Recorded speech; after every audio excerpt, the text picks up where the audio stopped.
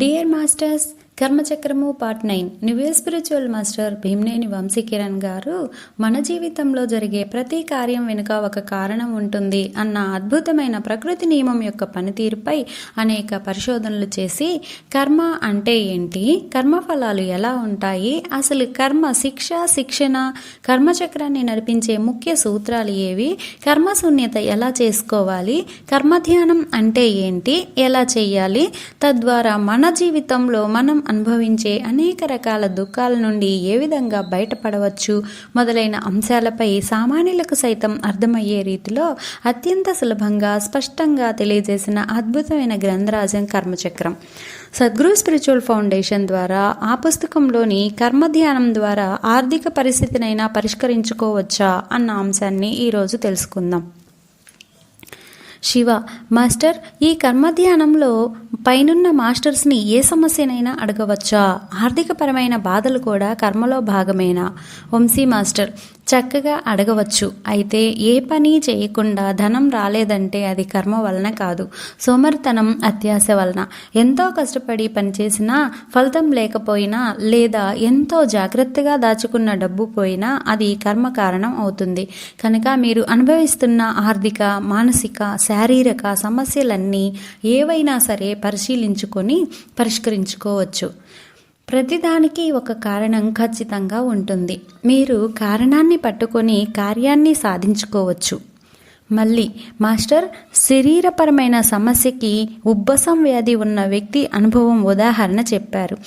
మానసికానికి భార్యాభర్తల సమస్యను ఉదాహరణగా చెప్పారు. ఆర్థికపరమైన కర్మని తొలగించుకున్న అనుభవం ఎవరిదైనా చెప్పండి. వంశీ మాస్టర్, ఒకసారి నెల్లూరు వద్ద ఒక వ్యక్తి వ్యాపారంలో ఎంతో నష్టపోయి దివాలా దశలో ఉన్నాడు. ఎక్కడ పెట్టుబడి పెట్టినా ఏదో ఒక నష్టం వస్తుంది. ఎంత కష్టపడి పనిచేసినా అది వృధా అవుతుంది. అతను నా వద్దకు వచ్చి ఏదైనా జాతకరత్నం కానీ తన ఇంటి వాస్తు దోషాన్ని కానీ శాంతిని కానీ చెయ్యమని బ్రతిమాలాడు.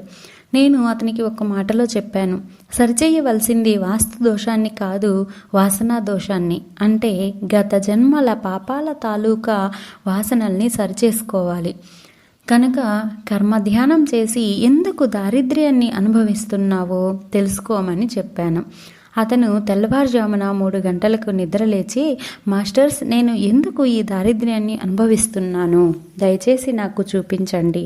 నేను గతంలో ఎవరిని ఇబ్బంది పెట్టానో నాకు తెలపండి అంటూ మనస్ఫూర్తిగా కోరుకొని ధ్యానం చేస్తూ నిద్రపోయేవాడు. ఇలా రోజు చెయ్యగా 18వ రోజు అతనికి ఒక చక్కటి స్వప్న అనుభవం వచ్చింది. తను గత జన్మలో వడ్డీ వ్యాపారస్తుడట. వడ్డీ డబ్బు కోసం ఒక వ్యక్తిని దారుణంగా హింసిస్తున్నట్లు కనిపించింది. అది చూడగానే అతనికి ఎంతో వేదన కలిగింది.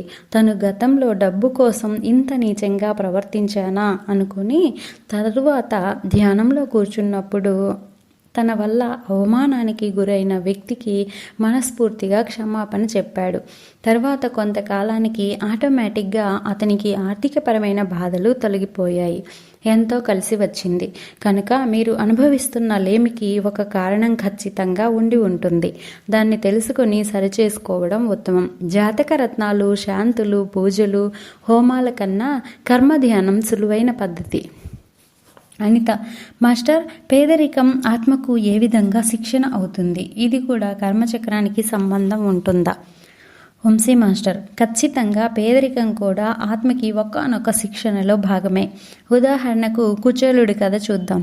కుచేలుడు శ్రీకృష్ణుడు బాల్యంలో సాందీపుని వద్ద విద్యాభ్యాసం చేసే రోజుల్లో ఇద్దరు అడవికి కట్టెలు తేవడానికి వెళ్తారు. గురువుగారి భార్య మధ్యాహ్నం తినడానికి భోజనం ఇద్దరికి మూట కట్టి ఇస్తుంది. కొంత దూరం వెళ్ళిన తర్వాత కుచేలుడు తన ఆహారం తినివేసి ఇంకా ఆకలి తీరకపోవడంతో కృష్ణుడి వైపు చూస్తుంటాడు. అది గమనించిన కృష్ణుడు తన ఆహారాన్ని కుచేలుడికి ఇచ్చివేసి నీటితో కడుపు నింపుకుంటాడు.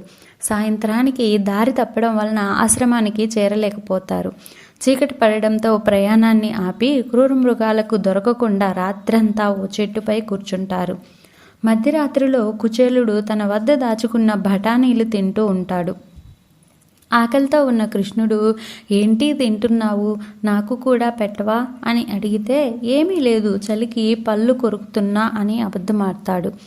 విద్యాభ్యాసం తర్వాత ఇచ్చే గుణం లేని కుచేలుడు విపరీతమైన దారిద్ర్యాన్ని అనుభవిస్తాడు. తనది కూడా పక్కవాడికి పెట్టే గుణం ఉన్న కృష్ణుడు రాజు అయ్యి భోగభాగ్యాలతో తొలతూగుతూ ఉంటాడు.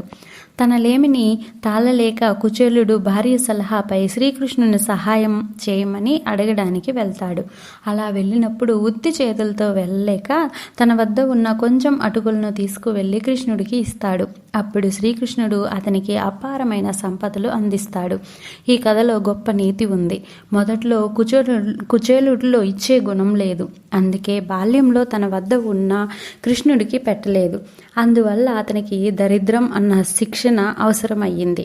తరువాత తన వద్ద ఏమీ లేని స్థితిలో కూడా అటుకులను శ్రీకృష్ణుడికి ఇచ్చాడు.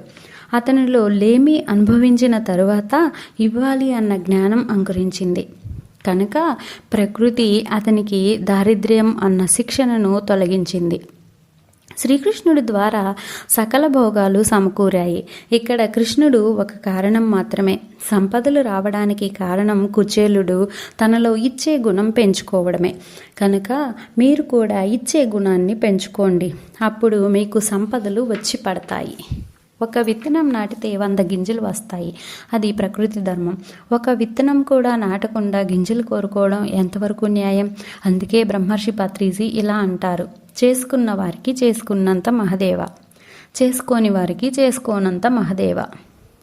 జాతక రత్నాలలో తీర్థ స్నానాలలో శక్తి లేదా అన్న అంశాన్ని రేపటి భాగంలో తెలుసుకుందాం. ఇంతటి అద్భుతమైన ఆత్మజ్ఞానాన్ని అందించిన వంశీ గారికి శతకోటి కృతజ్ఞతాభివందనాలు. Thank you.